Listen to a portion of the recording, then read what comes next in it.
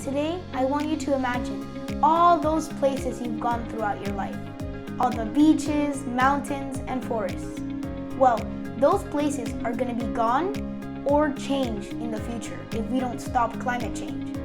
Thankfully, there's a great man in our society named Jim Graywolf Petruzzi who works every day to stop this from happening. Join us in this interview, and I hope you realize that it is our time to change and that we got this.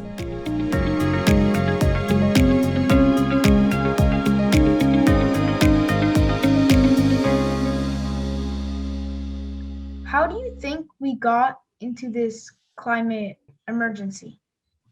I think there's a lot of things, Adrian. When I was your age, we never even thought about things like climate change. We would go out and hike and camp, and the water was clean and the air was pretty good. It was clear. And so it just didn't occur to us. As I got a little bit older, and we started to see that there were some problems. Our political leaders would say things like, okay, no, we've got it. We'll take care of it. And I think that's gone on for a long, long time, Adrian, till now. Now I think everybody is kind of awakened, and we can't allow a small number of leaders, supposed leaders, to be the ones who are taking care. We made this mess, all of us, some more than others. Some knew it, some didn't. So now we have to come together to solve it. That's my thoughts anyway. What is causing climate change? I know there's a lot of things. One of the biggest, if burning fossil fuels, is just sending all those pollutants up in the air to make other products like plastics, which then also pollute our environment. I think another big one is there's just too many people. Now, really, less would be better. We all have to commit to, instead of having 4 or 5 babies, how about 1 or 2? What do you think? I know that over time climate does change, but what's happening now, it's not natural. It's changing way too fast. This shouldn't be happening. How do you think we can heal or at least stop climate change? Okay, so I'm talking for me personally now. Yes, I think there is. I've lived and worked with people of a lot of cultures and a lot of indigenous folks for years and years. And the way they teach is that when this time comes that we're in right now, we do have the choice. We can make things better and create a healthier, more sustainable world, or we can go back to the way we were. I don't think we ever will. What's more, I don't think we should. We need to change what we're doing. We need to stop the fossil fuels. So yes, I think we can certainly make it better so that when you are older, and then the younger ones who follow you, to look back and say, wow, thank you, elders who were here before us, and not say, darn you, elders, look what you did. You'll have young ones coming up behind you. You already do. And their time will come too. We need to work together because it's our home. It's like when you have guests coming over, it's not just your mom cleaning everything. Everyone works together to make the house look perfect. So that's what we should be doing. We need to stop creating so many things, especially out of plastic, because you don't need 1,000 toy cars. You can just use 1 or 2. I'm just thinking as you're speaking, and you're absolutely right. I spent a lot of time in Central and South America working with people of different cultures, but we tried to create, a group of us and a group of people from in Central America, especially Belize, decided, what about ecotourism? Well, when things were getting ready, there was trash everywhere. Plastic, paper, cardboard is all over the place. And I remember sitting back in my rather protected American bubble of not understanding at that point. I'm like, why aren't they cleaning this up? I don't get it. Well, finally, I had an old grandmother pull me aside and we sat down and she goes, Jim, here's what you have to understand and here's what we have to teach and educate. For generations and generations, our people ate bananas, papaya, rootstock, fresh things out of the forest. So what would we do? We'd sit, we'd eat our food, and then you throw it on the side of the trail. Because in a week, it would deteriorate back into the soil and next things would grow. The problem is when all these products came in from elsewhere, all packaged in plastic, the behavior didn't change. So we would take the product out and then throw the trash on the side, not realizing that sits there for hundreds of years. I think we have to teach on a global scale that we've got to change the way we do things. Jim, can you tell me and the viewers 3 or 4 things we can do to stop or at least freeze climate change? Trying to keep it simple. But I think everybody should get involved with climate change at whatever level they can. I run virtual sites. Hopefully that gets people motivated. I think we need everybody to wake up, to look, and to not expect somebody else to do it for us. We have to be part of that change. The trash issue is huge. We need to buy things where we don't use it once and just throw it away. Water in plastic bottles, they have to go. Those bottles are everywhere in the water, on the land. Buy a glass bottle, buy something, and carry it with you. Bags, let's get rid of plastic bags. We can buy a nice woven bag and we can use it for years. Reusing is critically important, but we have to remember if we're creating trash, it's going to remain trash. I think the waters are absolutely critical. The amount of fresh water on the planet is very limited. I can't remember the percentage, but it's small and it's shrinking all the time. I think water is going to become, if it's not already, the next gold. We see companies buying it up. We can't allow that. Nestle's is the biggest offender. They're buying up every bit of water on the planet they can to bottle and then sell back to us.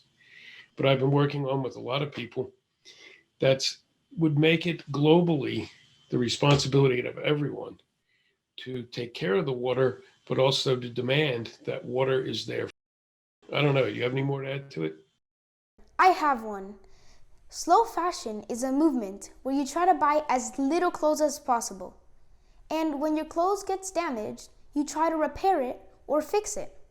And when you have to buy new clothes, you try to buy from the most eco-friendly companies out there. I think the other one, Adrian, that connects to a couple of these is the products we use. I'm watching all this that's being done with hemp, for example, and clothing can be made out of hemp as well. And that's a product that is totally biodegradable. So yeah, and see, we don't even think of things so simple like clothes. I tend to wear mine until they completely wear out. I wear mine until they don't fit me. Well, or that, yeah. Jim, can you give us some examples of what you've been doing to fight climate change? Well, I'm part of the fight against the fossil fuel industry. As part of Standing Rock, I was asked to run the virtual, and I'm still part of that. I'm part of Water is Life movements. Now I spend as much time as possible working with young. To me, that's critical right now. I've spent some of my time wisely, traveling around, living with different people, learning things, learning a lot of things you don't get from books. So to me, working with the young people is critical. I'm 71, but if I lived another 20 years, that would be a really long time. You, however, you've got a long stretch in front of you, 60, 70. It's you all that are going to have to take on the brunt of this. We're getting it started. We're here to support you, but then we're going to be gone, and you will be the total leaders. I teach people other things too, how to speak, so you can get in front of a group and speak comfortably. And right now, we need to be able to talk. We need like things a like what family. you're doing. Yeah, like a family. That's brilliant. I was thinking, are all the other problems going on in the world, like poverty or social injustice, are they all connected to climate change? I think kind of climate change is the big one. It's like the elephant in the middle of the room. If we don't solve climate change, the rest of the issues don't matter because we won't be here. I don't see how we'll solve climate change while we still have social injustice, while we still need Black Lives Matter, or Red Lives Matter, or Yellow Lives Matter, or any lives matter. So, yes, I think social injustice is huge. It's been huge my entire life. I marched with Dr. King so many years ago. I protested the Vietnam War. We're still doing those things. There's no way we should be arguing back and forth about small things right now. And another biggie we tend to ignore is how we treat the other organisms on this planet. Animals, trees, and vegetation. If we keep cutting them down, we're going to really be in a sad place because that's creating our oxygen. They're cutting down the Amazon. They're cutting down parts of Africa, on and on and on. So that's critical. Animals. How many animals have gone extinct in the last 40 years or whatever it is? I think we really need to remember that we are one organism on this planet. Stop treating the other organisms on this planet like they're second-class citizens. That makes so much sense because we all live in this world together and we need to respect each other. Jim, how can we create awareness to let people know about climate change and that we all live together? I truly believe there are some people we are never going to change their minds. And I don't want this to sound mean either, but I don't waste time with them anymore. I'm focused on those people, and there's more and more every day, who are awake to this, who are willing to say, wow, okay, we were wrong, or I was wrong, or I need to change this and we need to change that. Those are the ones we have to get to. Things like you're doing here, Adrian, with this show. Brilliant. There's people who will listen to me, and they do. There's other people who will listen more quickly to you. It doesn't matter who gets to them as long as we get to them. We do a lot of panels, intergenerational panels, where we have young people and older people together and we talk about these issues. And it's amazing the things that can come up. We have what we need to deal with this. So I think we can do it. We just have to commit ourselves to doing it. It won't be as easy as it's been in some places. Here in the US, we tend to take all of this for granted. We get up in the morning, we turn on the lights, we flip on the coffee pot, we put a nice big meal on the stove to cook, on and on and on. Not everybody, but too many. In too many parts of the world, that's not the case. I used to take groups of college students from America down to Belize for a 12-week course. And an equal number of students from Belize would join. And we'd have this go around the country, learn from the people and the nature and everything else. Some of the young people from the United States, some just couldn't get it.